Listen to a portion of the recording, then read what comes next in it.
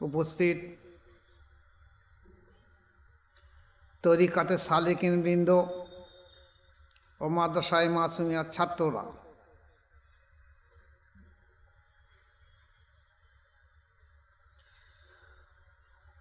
এটা শাবান মাসের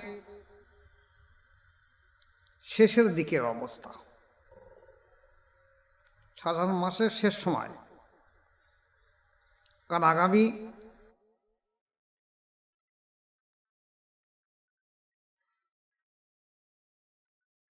13-14 দিন পরে বোধহয় রমজানের রোজা শুরু হবে। সামনের বৃহস্পতিবারের পরের বৃহস্পতিবার থেকে মনে হচ্ছে রমজানের রোজা প্রথম রোজা হবে। তাহলে রোজা আগত,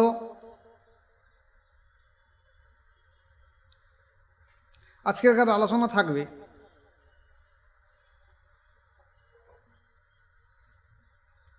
আল্লাহ পাক কোরআন শরীফে বর্ণনা রেখেছেন, বিসমিল্লাহির রহমানির রহিম, ইয়া আইয়ুহাল্লাযিনা আমানু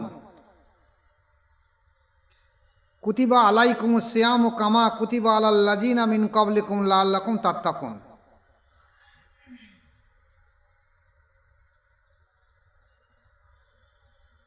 হে ঈমানদারগণ,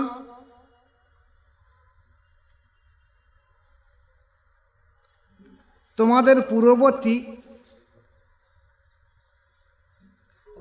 পূর্ববর্তী ব্যক্তিদের রমজানের রোজা ফরজ ছিল, যেমন তোমাদের উপরে ফরজ করা হয়েছে।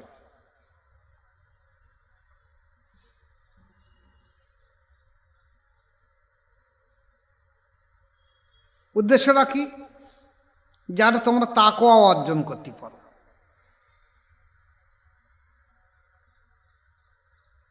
সূরা বাকারা 183 নম্বর আয়াত।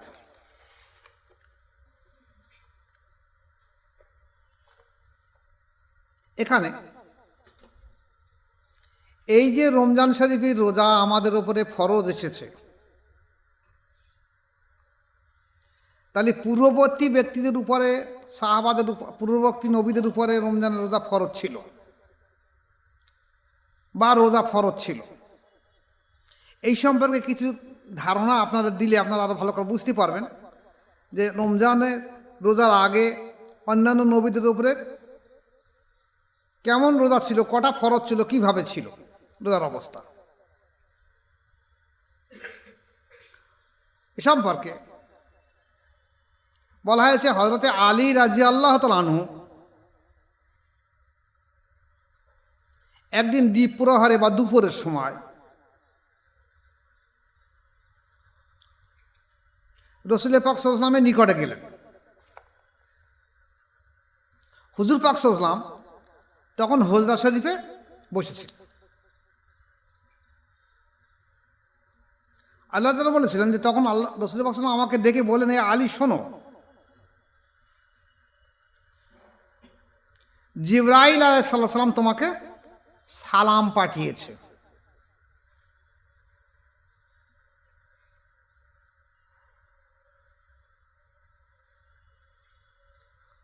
এই কথা শুনে হযরতে আলী রাদিয়াল্লাহু আনহু বলেন যে আল্লাহ পাক আপনাকে, আপনার এবং জিবরাইল আলাইহিস সালামের উপরে শান্তি বর্ষিত করুন।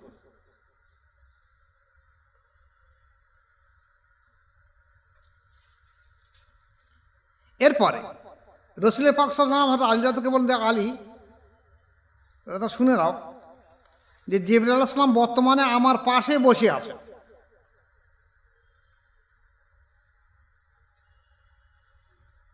এবং তিনি বলতেছেন যে যদি তুমি মাসে, জিবরাইল আলাইহিস সালাম বলছে যদি তুমি মাসে, আলী যদি তুমি মাসে, আল্লাহ রাসূল বলছে আলী যদি তুমি মাসে 3টে রোজা রাখো,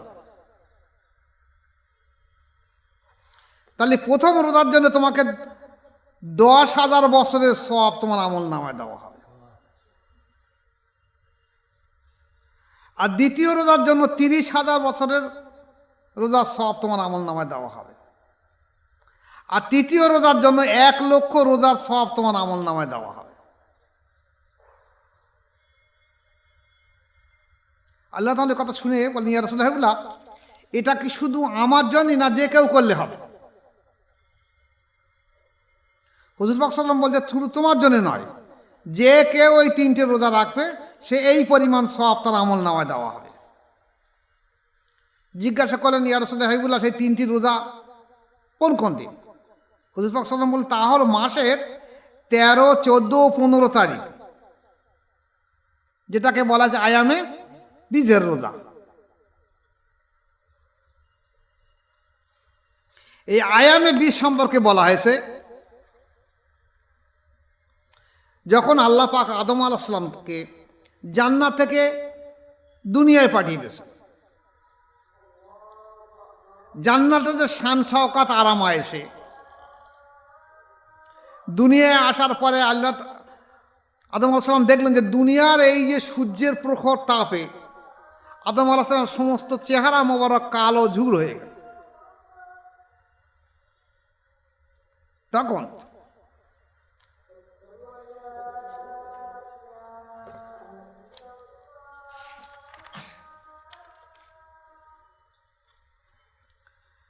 সেই সময় জিবরাইল আলাইহিস সালাম আদম আলাইহিস সালামকে বলছিলেন, ইয়া আদম আলাইহিস সালাম, তুমি কি চাও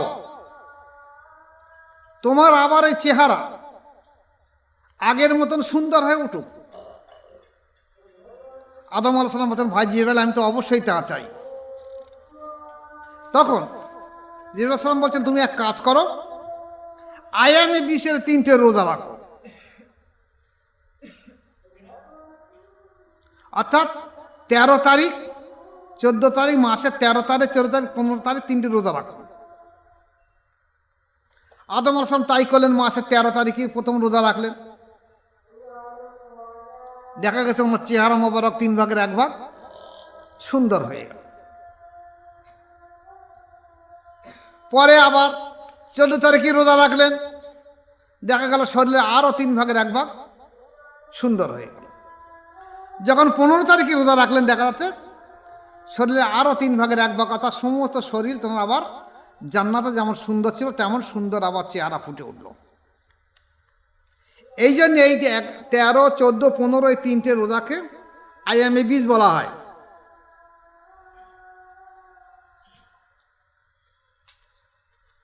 এখন কোরআন শরীফ যে বলা হয়েছে, ইয়া আইয়ুহাল্লাযিনা আমানু কুতিবা আলাইকুমুস সিয়ামু কামা কুতিবা আলাল্লাযিনা মিন ক্বাবলিকুম লাআল্লাকুম তাত্তাকুন, তোমাদের উপর রোজা ফরজ করা যেমন তোমাদের পূর্ববর্তীদের উপর রোজা ফরজ করা হয়েছিল। তাহলে পূর্ববর্তীদের মানে আদম আলাইহিস সালাম থেকে প্রত্যেকটা নবীর উপরে রোজা ফরজ ছিল।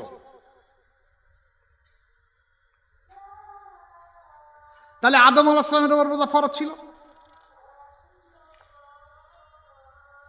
তাফসীরবিদগণ পূর্ববর্তী এই রোজা সম্পর্কে আলোচনা করতে গিয়ে বলেছেন,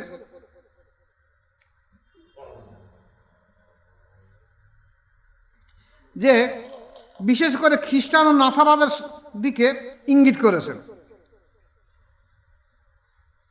কারণ খ্রিস্টান এবং নাসারাদের উপরে রমজানের রোজা ফরজ ছিল।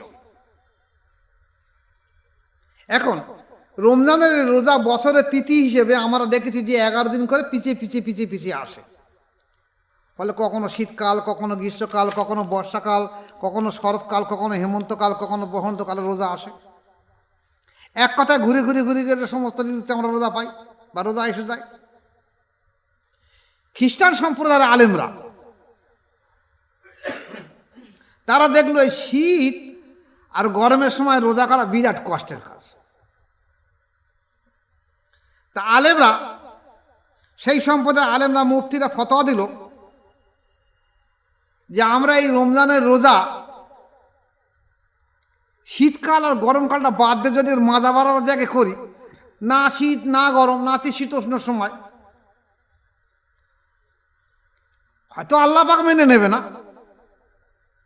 তা আমরা কাফারা শুরু করা 10টা রোজা বেশি করে দেবো, 30-এর জায়গায় আমরা 40টা রোজা করব। এই হিসেবে খ্রিস্টান সম্প্রদায়ের উপরে এই 40টা রোজা ছিল, ওরা করত।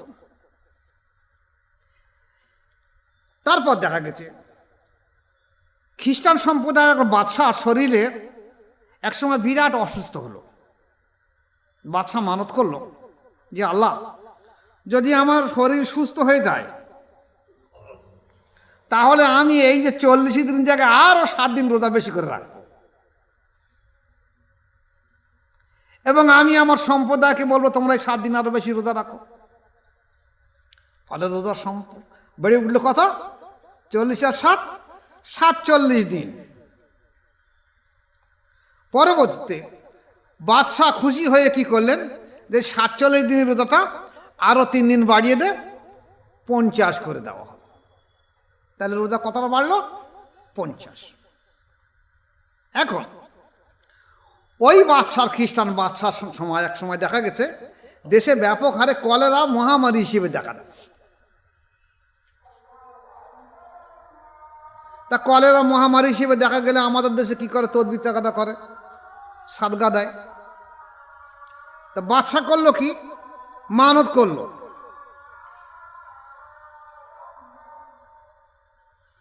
যে তোমরা এক কাজ করো, এই মহামারী আমাদের দেশে যখন এসেছে, আমরা এইবারে রোজাটাই আল্লাহর কাছে দোয়া করি যে আল্লাহ মহামারী থেকে আমাদেরকে মুক্ত করে দাও। তাহলে আমরা ওই আগে পরে আরো 10 টাকা রোজা বাড়িয়ে দেবো। তাহলে 50 আর আগে 10, 60 আর পরে 10, 70। তাহলে রোজার সঙ্গে বাড়তি বাড়তি কতটা বেড়ে গেল? 70টা হলো। এখন আসুন, এই যে রোজার সংখ্যা 70 বাড়লো, তাহলে ক্রমশ তো এইভাবে এইভাবে এইভাবে চলতে থাকবে। যেমন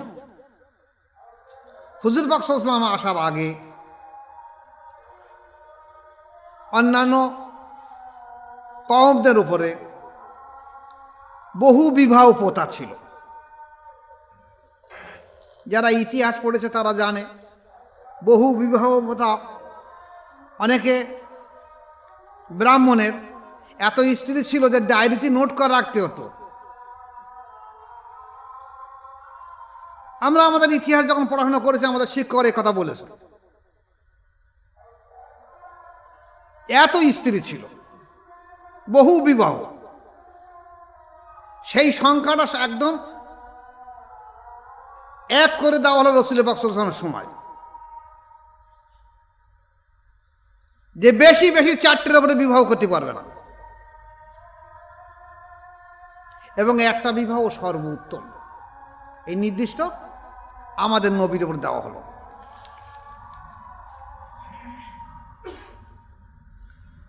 এবার আসুন, তাফসীর বিদ্বান বলেছেন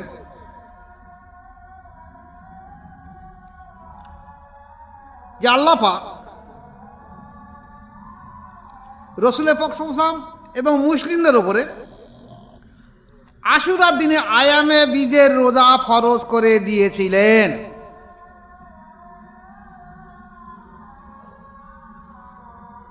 আল্লাহ রাসূলের উপরে এবং মুসলিমদের উপরে আয়ামে বীজের রোজা ফরজ ছিল আশুরার সময়। 13, 14, 15 আশুরা রোজা ফরজ ছিল। হিজরতের পরে যখন রাসূল পাক সাল্লাল্লাহু আলাইহি ওয়াসাল্লাম মক্কা থেকে মদিনায় হিজরত করে গিয়েছিলেন, তখনও ওই 3 দিন রোজা ফরজ ছিল। কিন্তু যখন বদরের লড়াই হলো, এই বদরের লড়াইয়ের 1 মাস কয়েকদিন পূর্বে, 1 মাসের পূর্বে মানে দেখা যাচ্ছে হয়তো 30 জায়গায় 35 দিন পূর্বে, এই কোরআনের এই আয়াত অবতীর্ণ হলো। কোনটা? ইয়া আইয়ুহাল্লাযিনা আমানু কুতিবা আলাইকুমুস সিয়ামু কামা কুতিবা আলাল লাযিনা মিন ক্বাবলিকুম লাআল্লাকুম তাত্তাকুন। তখন থেকে রমজানের রোজা 1 চাঁদ বরাবর ফরজ করে দেওয়া হলো।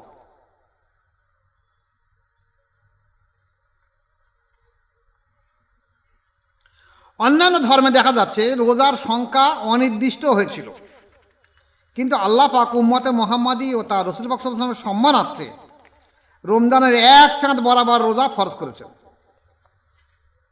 এই ফরজ রোজা চিরস্থায়ী, এর আর কোনো বাড়া কমা বা পরিবর্তন হবে না, যাহা প্রতিটা পুরুষ এবং স্ত্রীর জন্য যদি শরীর সুস্থ থাকে তার জন্য রোজা রাখা ফরজে আইন। একে না যদি কোনো মানুষ অসুস্থ থাকে, সে রোজা রাখতে পারছে না অসুস্থতার কারণে, সে কি করবে? সে একটা রোজায় কমসে কম একটা মিসকিনকে 2 শাঁস খেতে দেবে।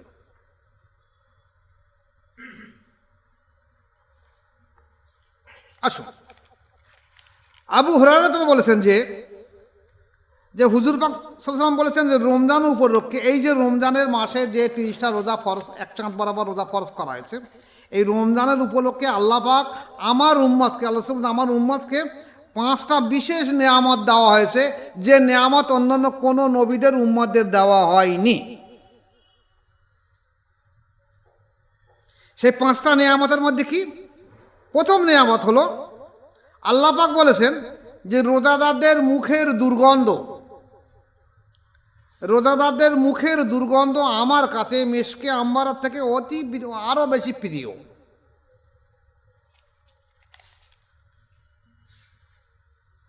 এখানকার ব্যাখ্যা হলো এই নয় যে একজন ব্যক্তি, যে ব্যক্তি সেহরি খাওয়ার পরে দাঁত মাজেনি, কিংবা কেউ পান খায়, কেউ খৈনি খাওয়ার অভ্যাস আছে, সেহরি খাওয়ার পরে কেউ পান খেয়েছে কিংবা খৈনি খেয়েছে আর দাঁত ভালো করে মাজিনে, বা জীব পরিষ্কার করিনি, তার ফলে দেখা যাচ্ছে সকাল থেকে তার মুখে একটা দুর্গন্ধ বাইর হয়েছে। এটা কিন্তু ওই দুর্গন্ধ নয়, এটা ওই দুর্গন্ধ নয়, এটা হলো স্টমাকের দুর্গন্ধের কথা বলা হয়েছে, ক্ষুধার কারণে যেটা হয়। এখন আসুন, তাহলে এই যে ফজর সেহরির পরে যে মেসাক করা, সেহরির পরে মেসাক করা করলে দেখা যায় দাঁতের দুর্গন্ধগুলো দূর হয়ে যায়। তাহলে আমরা কি মেসাক সেহরির পথ ছাড়া কখন করতে পারবো? আমাদের দেশে একটা প্রথা রয়ে গেছে, দেখবেন যে কেউ জোহরের নামাজ পড়ে মেসাক আরম্ভ করলো, আর কেউ আসর থেকে মেসাক শুরু করলো আর একেবারে সেই মাগরিব পর্যন্ত। এটা শরিয়াতের তরিকাতের ভাষায়, শরিয়াতের ভাষায় এটা কঠোর নিষেধ। এটা এক ধরনের রিয়া পয়দা হয় মানুষের যে আমি রোজাদার। বরঞ্চ মেসাক 5 ওয়াক্ত নামাজের সময়, ইমামদের মত হলো 5 ওয়াক্ত নামাজের সময় মেসাক করা মুস্তাহাব। সে রোজা অবস্থায় হোক বা বেরোজা অবস্থায় হোক, যেটা আমরা দেখেছি। আমরা অনেক সময় মেসাক করতে পারি মুস্তাহাব হিসেবে, তাই আমরা আঙুল দিয়ে অন্তত দাঁতের 3বার মেসাক করে নিই, এটা মুস্তাহাবের সওয়াব পাওয়া যাবে।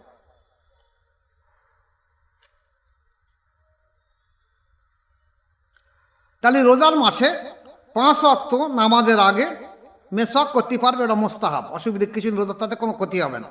আমাদের দেশে আর ধারণা রয়ে গেছে যে আসর থেকে সে মাগরিব পর্যন্ত মেসাক করছে, কিন্তু সে যদি সকালবেলা কি জোহরের সময় মেসাক করে, বলবে ওর রোজা নষ্ট হয়ে যাবে।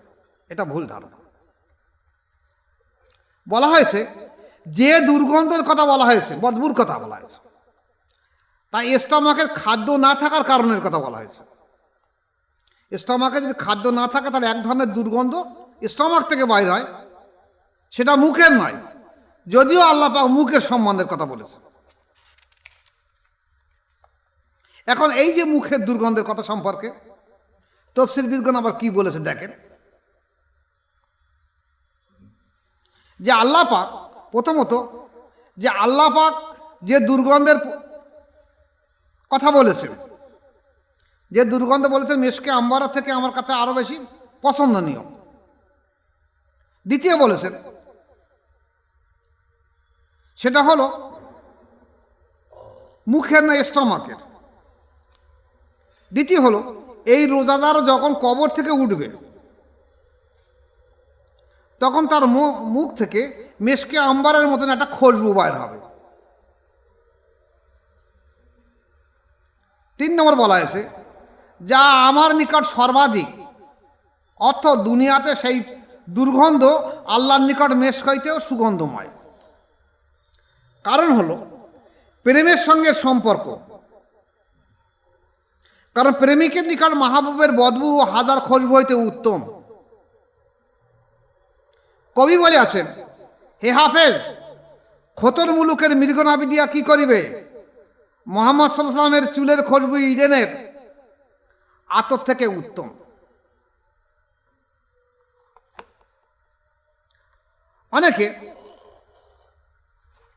অনেক ইমাম বৈকালে মেসাক করা মকরু বলছেন, কিন্তু আমাদের ইমাম আবু হানিফা রাহমাতুল্লাহর মতে 5 ওয়াক্ত নামাজের পূর্বে মেসাক করা মুস্তাহাব। কেন? মেসাক মুখের দুর্গন্ধ বা দাঁতের দুর্গন্ধ দূর করে। আর হাদিসে যে দুর্গন্ধের কথা বলা হয়েছে তাহা পেট খালি থাকার কারণে যে দুর্গন্ধ মুখ দিয়ে বাইরে তা দাঁতের জন্য নয়। দ্বিতীয় নেয়ামত রমজান শরীফের মাসে যে 5টা নেয়ামত উম্মতে মুহাম্মদকে দেওয়া, তার দ্বিতীয় নেয়ামত হলো সমুদ্রের মৎস্য মাছগুলো উম্মতে মুহাম্মদের জন্য, এই রোজাদারদের জন্য দোয়া করতে থাকে। ফেরেশতারা তার জন্য দোয়া করে থাকে।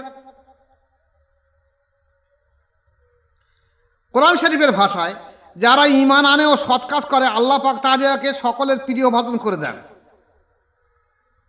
হাদিস শরীফে এসে যখন আল্লাহ পাক কাকে ভালোবাসে তখন জিবরাইল আলাইহিস সালামকে বলে দেন, হে জিবরাইল, তুমি আসমানে ঘোষণা দিয়ে দাও সমস্ত ফেরেশতা মণ্ডলীর সামনে যে আমি এই ব্যক্তিকে ভালোবাসি। এ জিবরাইল, তুমি বলে দাও যে তুমি ওকে ভালোবাসো এবং সমস্ত ফেরেশতা মণ্ডলী যেন তাকে ভালোবাসে। এই ঘোষণায় আকাশের ফেরেশতা, জিন জাতি, মৎস্যকুল ও দুনিয়ার সমস্ত বাসিন্দা তাদেরকে ভালোবাসতে থাকে এবং তার জন্য আল্লাহ পাকের কাছে দোয়া করে থাকে। এক কথায় হায়ানাত, নাবাতাত এবং জামাদাত অর্থাৎ প্রাণী জগৎ, বৃক্ষরাশি এবং পাহাড় পর্বত, গ্রহ নক্ষত্র, চন্দ্র সূর্য সবাই তাকে ভালোবাসতে থাকে। রমজানের তৃতীয় নেয়ামত কি? তৃতীয় নেয়ামত হলো রোজাদারের জন্য বেহেশতকে সুসজ্জিত করা হয়। একটা রমজান চলে যাবার পরে আবার পরের যে রমজান আসবে, এই রমজান চলে যাবার সঙ্গে সঙ্গে বেহেশতকে আল্লাহ পাক আবার ফেরেশতাদের বল বেহেশতকে আবার সাজিয়ে তোলো। কারণ আমার উম্মতে মুহাম্মাদি তারা রোজা রাখছে, তাদের জন্য বেহেশতকে সুন্দর করে সাজিয়ে তোলো। যার আগমন যত বেশি গুরুত্ব, তত বেশি গুরুত্ব সহকারে অনেক পূর্ব হইতে তার সম্বর্ধনার আয়োজন করা হয়। যেমন আমরা দেখেছি কোনো ব্যক্তির বিবাহের জন্য কয়েক মাস আগে থেকে বিবাহের জন্য সমস্ত কিছু এনজাম বা জোগাড় করা হয় ও প্রস্তুতি নেওয়া হয়। তৃতীয় বলা হয়েছে রোজাদারদের তৃতীয় নেয়ামত হলো দুষ্টমতি শয়তানকে এ মাসে আল্লাহ পাক বন্দি করে রেখে দেন, যার কারণে অন্য মাসের তুলনায় এই মাসে মানুষ গুনার কাজ কম করে। অনেকে দেখা গেছে যারা মদ খায় তারা অনেকে রোজার মাসে মদ ছেড়ে দিয়ে রোজা করে। অনেকে গাঁজা খায়, তারাও এই মাসে গাঁজা ছেড়ে দিয়ে রোজা করে।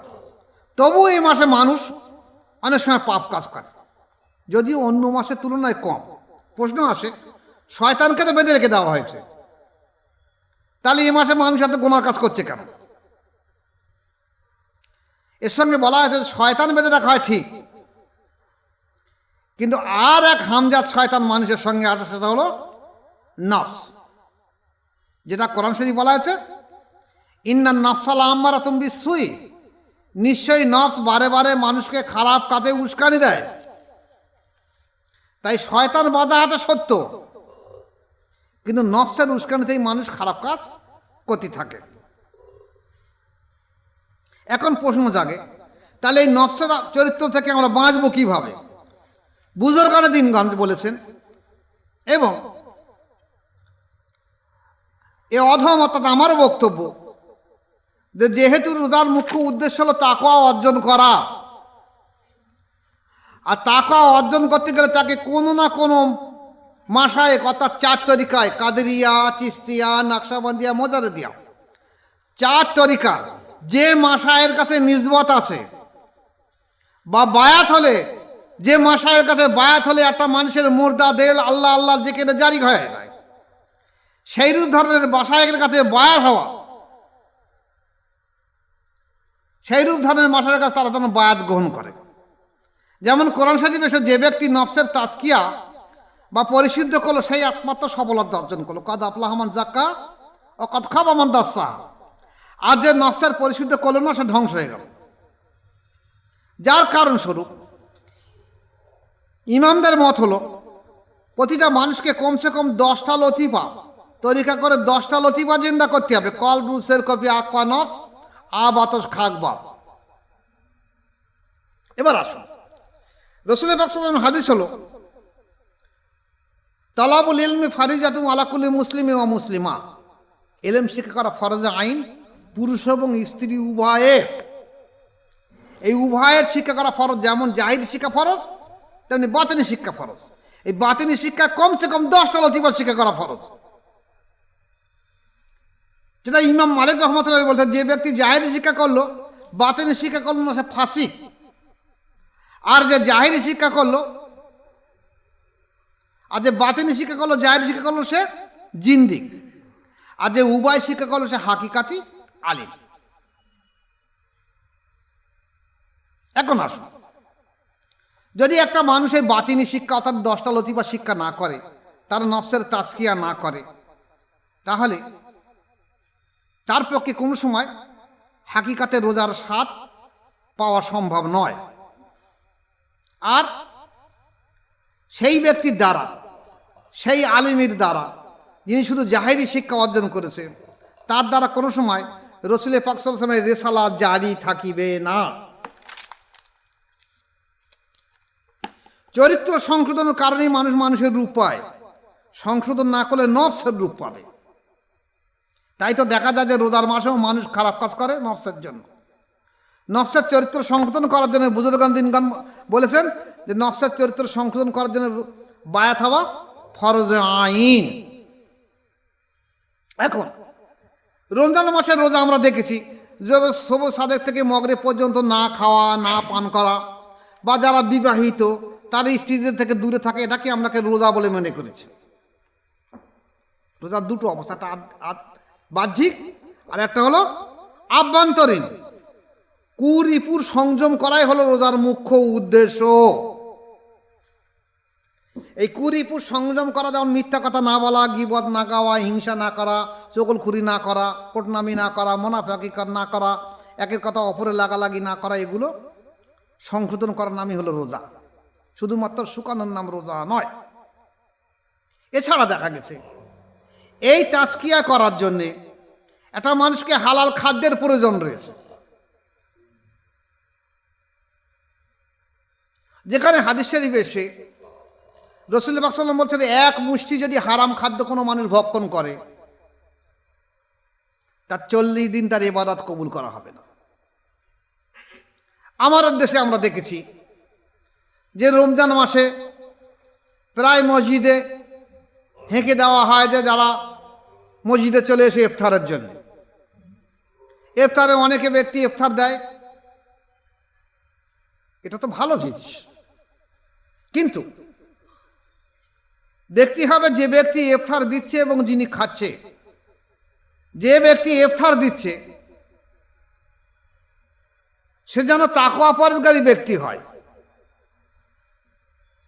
সে যেন হালাল রুজি অর্জন করে তার থেকে ইফতার দিতে থাকে, তাহলে সে ব্যক্তির ইফতার খাওয়া যাবে। যেমন হুজুর পাক সাল্লাল্লাহু আলাইহি ওয়াসাল্লাম বলছেন, দেখো তোমরা একজন রোজাদার অসহায় রোজাদারকে ইফতার করাবে, যদি বেশি কিছু না পাও 1 ঢোক পানি দেবে, না হলে একটা খেজুর দেবে, না অল্প দুধও তাকে দেবে, এই জন্য তুমি অঢেল সওয়াব অংশীদার হবে। তাহলে আমি যদি সেই উদ্দেশ্য করে ইফতার দেই, আর সেই ইফতার যদি বৈধ পয়সার না হয়ে ওঠে, অবৈধ পয়সার হয়ে থাকে, তাহলে যে ব্যক্তি জিন্দাদালি মানুষ আছে, যাদের অন্তর শুদ্ধ তাজকিয়া নফস আছে, যাদের 10টা লতিফা জেন্দা আছে, কিংবা 1টা 2টো 3টে 4টে 5টা লতিফা জেন্দা আছে, এই ইফতার খাবার সঙ্গে সঙ্গে দেখা যাবে যদি অবৈধ ইফতার হয়ে থাকে, তাহলে খাওয়ার সঙ্গে সঙ্গে তার লতিফা বন্ধ হয়ে যাবে। তাহলে এই লতিফা বন্ধ হয়ে যাওয়ার কারণে এর রোজার তাকওয়ার স্বাদ সে পাবে না, তাহলে এর গুনহার ভাগই কিন্তু ওই ব্যক্তিকে নিতে হবে যিনি ইফতার দিয়েছেন। তাই ইফতার দেনেওয়ালা ব্যক্তিদের কাছে বিশেষভাবে আবেদন, যদি আপনার আয় সোর্স অফ ইনকাম হালাল হয়ে থাকে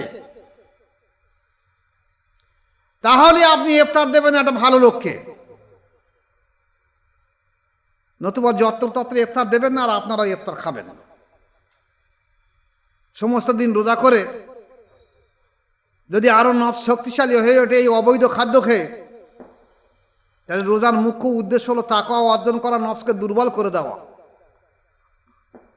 তার যদি সেই অবৈধ খাদ্য খাওয়া হয় দেখা যাবে নফস আরো বেশি বলিয়ান হয়ে উঠবে। আর এই কারণে দেখা যায় রোজার মাসে মানুষ অনেক সময় অনেক খারাপ কাজ, গুনার কাজও করে থাকে।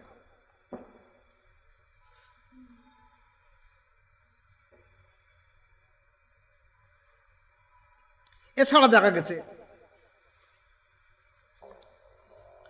রোজার মাসে রমজানের রোজা সম্পর্কে রাসূল পাক সাল্লাল্লাহু আলাইহি ওয়াসাল্লাম বলেছেন যে ব্যক্তি ঈমান ও ইহতিসাবের সহিত রোজা রাখবে আল্লাহ পাক তার অতীতের সমস্ত গুনাহগুলোকে মাফ করে দিয়ে দেবে। আল্লাহ পাক বলেন রমজানের রোজা যে ব্যক্তি আমার উদ্দেশ্যে রেখেছে আমি এই রমজানের রোজার খাস সব আমি তাকে দিয়ে থাকি। তাহলে যদি আমরা শুধুমাত্র শুকায়ে রোজা করি তাহলে রোজার মুখ্য উদ্দেশ্য আমাদের কাছ থেকে বাতিল হয়ে যাবে। কিন্তু আবার এমন দেখা গেছে বর্তমান আমাদের রমজান মাসে এমন ফিতনায় জড়িয়ে পড়েছে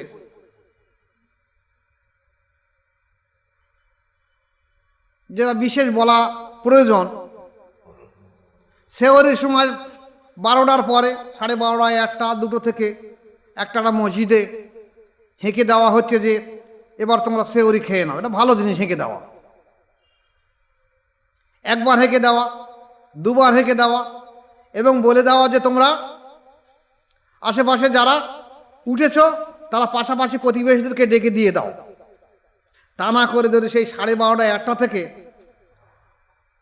মসজিদের মাইকে গজল বলা হয়, কেরাত বলা হয়, জলসার ক্যাসেট চালু করে দেওয়া হয়, তাহলে একটা গ্রামের মধ্যে দেখা যাচ্ছে অনেক সময় অসুস্থ মানুষ থাকে তাদের ঘুম আসে না, বুড়ো মানুষ থাকে তাদের ঘুম আসে না, বাচ্চারা থাকে তাদের ঘুম আসে না। তাহলে আমি এই ভালো কাজ করতে গিয়ে দেখা যাচ্ছে একটা মানুষের উপরে পেরেশানি বা কষ্ট দিচ্ছি। এছাড়া আমাদের প্রতিবেশী আছে কিছু অন্য কওমের মানুষ, দেখতে হবে আমাদের প্রতিবেশীর অন্য কওমের মানুষ হয় তাহলে তাদেরও কষ্টবোধ লাগতে পারে। তাই সেই হিসেবে আমি অন্তত তাকওয়ার স্বার্থে রমজানের স্বার্থে ইমাম বা মুয়াজ্জিনদের কাছে অনুরোধ রাখবো যে আপনারা অল্প সময়ে 1টা 2টো কথা হেঁকে দিয়ে বন্ধ করে দেবেন, আর মসজিদে হেঁকে দেবেন। আবার মসজিদ ছাড়া আবার দূরবর্তী জায়গায় মাইক টেনে নিয়ে তার টেনে নিয়ে যেন সেখানে হাঁকাহাঁকি করবেন, এটা বড় খারাপ জিনিস। এতে অনেক রোজাদাররা যারা গরিব মানুষ আছে যারা সারাদিন হাড় ভাঙা পরিশ্রম করে, রাত্রে তারা 2টো সেহরি খাওয়ার পর একটু বিশ্রাম করবে, তারা যারা কানের ধারে যদি মাইক বাজে তারা ঘুমাতে পারে না, তাহলে রোজা তারা দিনের বেলা ক্ষতি হয়ে যাবে, কষ্টবোধ হবে। এই কষ্টবোধ হলে এই যারা এই হাঁকতেছে অবৈধভাবে দীর্ঘ সময় ধরে যদি তাদের রোজার ক্ষতি হয় কিন্তু তাদের কৈফিয়ত দিতে হবে, এবং তারা যদি অসন্তুষ্ট হয় তাহলে অসন্তুষ্টর কারণে গুনাহ কিন্তু ভাগিয়ে নিতে হবে এদেরকে। এবার আসুন রমজান শরীফের আরও যে একটা 5টা নেয়ামত আল্লাহ পাক উম্মতে মুহাম্মাদের জন্য দিয়েছে। পঞ্চম নেয়ামত হলো রমজান মাসের শেষে আল্লাহ পাক তার সমস্ত গুনাহগুলোকে মাফ করে দিয়ে থাকে যদি সে সত্যিকারের তাকওয়ার